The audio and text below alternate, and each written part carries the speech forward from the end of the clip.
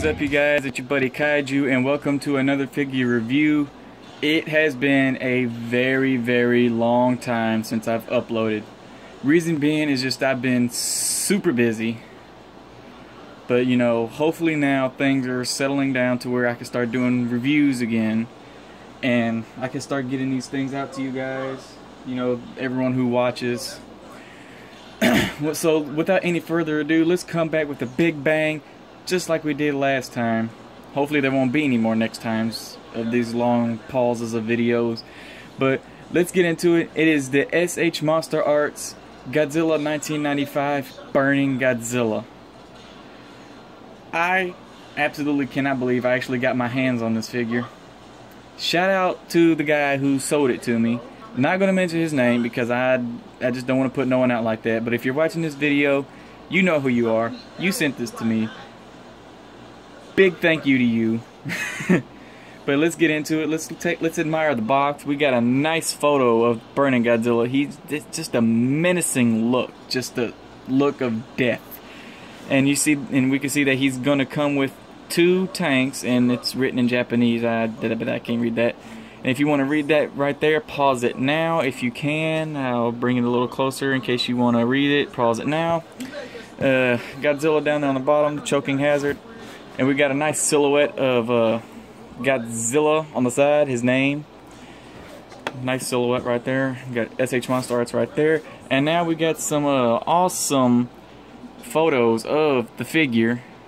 Can't think of the guy who took these photos, and here we go. Alright, let's read this. I can't read Japanese. Okay. But just awesome photos of the figure. Oh gosh. And we have a nice black and white photo of the figure. Then we got the silhouette of Godzilla and then his name in Japanese. Really nice. Not too much going on the bottom. Just says MonsterArts and some more stuff I can't read and another choking hazard. And not too much going on at the top. Just his name. And what do you say we get right into the figure? And here is Burning Godzilla out of his packaging. This thing is just freaking sick, man. I mean, yes, it looks small and it is very hefty on the price, but it's just amazing, man. Whenever I saw it was up for sale, I just had to grab it. Now, this figure comes with 4 accessories, which I'm going to show you now. It comes with your maser tank. You can see that. Got a nice green, and you can see some of the paneling. And this here is... At first I thought it was your standard maser tank, but then I went back and watched the video, and this is actually the cryogenic maser tank. Just one of the different ones. And it does have articulation. It swivels a whole... Well, put that right back on there. Yeah, snaps right back on there. Snaps back into place.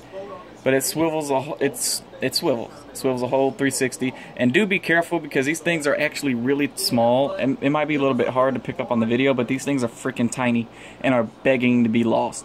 And as you can see, the size of it compared to Godzilla, and that's actually surprisingly accurate. And here is the other cryogenic maser tank. Focus, there we go. And this here is a bit different. This here swivels on 2 different points. So you got that swivel where the little missile cannons on the side twist. And if I hold that in place. And then you have it to where just the maser itself spins. Take that back. You can see all the nice detailing and paneling for such small little minifigures, I guess you would call these. They are detailed like crazy. Surprised at that. And also Godzilla comes with a set of interchangeable hands. And you can see we got a nice charcoal black paint job and that bone color. That's just fantastic. I'm not going to put these on the figure simply because the ball pegs are extremely small. and I am just super paranoid of breaking this thing, and that's something I don't want to do, so I'm not going to interchange the hands. And here's the other one. It's same thing, charcoal black, just a bit wider than the other. Now let's get into the figure itself. This thing is freaking awesome. Look, just look at the man, it is so movie accurate, it's not even funny. The detailing is just crazy. I will say this. The only thing I really do not like about this figure is the fact that the dorsal plates are not as flexible as the NECA figures. The NECA figures, you know, they're rubberized, and if it takes a shelf dive, you know, they're not really gonna break. But if this thing takes a shelf dive, yeah, you're really gonna end up possibly breaking these. But in other words, this thing is, other than that, I just love this thing. It's just so, it's detailed like crazy. And let's get a look at the face. That is just a menacing looking face, wouldn't you agree? Look at the burning effects. Got the lava red, lava orange, lava yellow, however you want to see that. I'm partially colorblind, so the way I see it might be different than the way others see it. This thing is just phenomenal. Get a look at the dorsal plates. Just phenomenal. You look at the tail. You can see all the scales is just nuts. And the articulation is fantastic. But unfortunately for mine, it is stiff in some of the joints. And I will point those out and let you guys know where those points are on my figure. It's most likely not the same for the rest of the figures, but I will point them out on mine. Alright, so his head doesn't really look that much far upward than that. That's about as far up as you're going to get.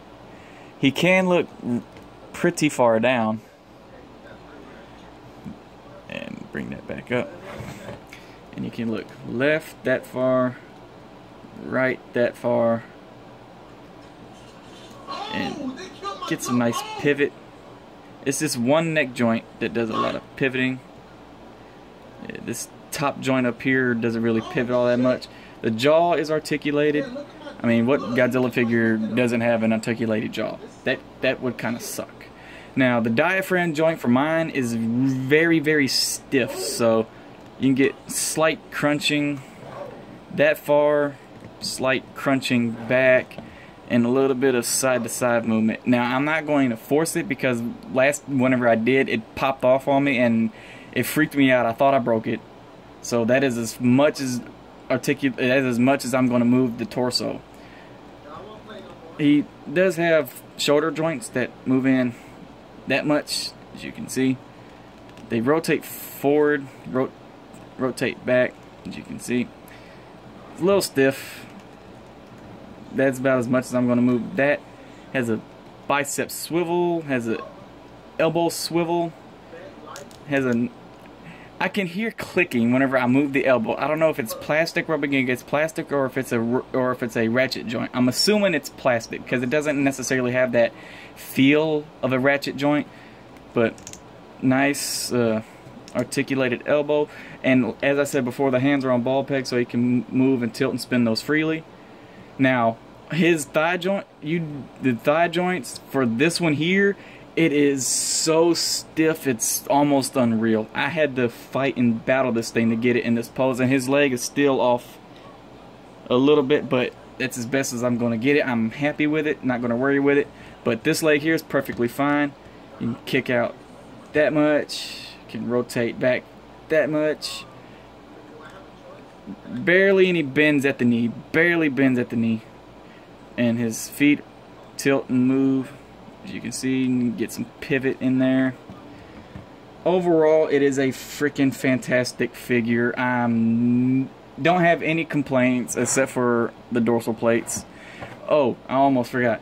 The tail has that crazy articulation. You can just get this thing going everywhere because each and every single segment here is articulated all the way up to right here. From my thumb to my index finger, that is where the individual segment stops.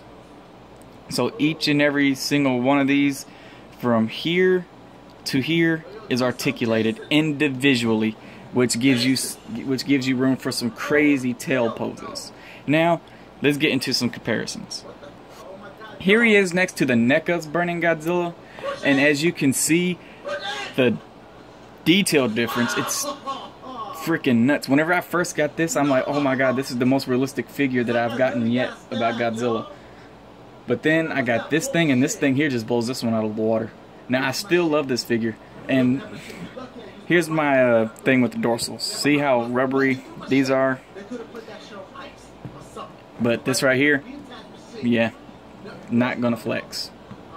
But here's your comparisons, and he has his tail just dominates this one. Let's see if I can get this. There we go. You can see the tail difference is just nuts. And to be honest, the tail I feel is a little bit too long for the SH MonsterArts, but too short for the NECA. I believe it should be somewhere in the middle. But that's just me. You know, others have other opinions about it. But this is your comparisons for the two Burning Godzillas. And here he is next to the completely detailed out SH MonsterArts Gigan that I bought here a while back, can't remember when. And having two SH MonsterArts figures in my collection makes me extremely happy. The prices are pretty, you know, up there. But you know, this right here is pretty much a labor of love, kinda, if you would say. Kinda like if you were to stick a whole bunch of money into a car, and if you sell the car, you're not gonna get that money back. It's something like that. But you know, I felt like I'm happy getting these figures. That's all that matters. You know, is that you're happy getting something and, you know, able to, you know, enjoy something. Well, guys, this is going to conclude my video. Hope you guys enjoyed. Please leave a like if you liked the video. Share it with your friends. Get it all out there. Subscribe. I think I said that already. Come on, Kaiju. Anyways, I'm going to head on out of here. And, you know, like I said, I'm going to try to put videos out there for you guys. And if you hear that in the background, that's Dash XP playing on the TV. Until next time, guys, later.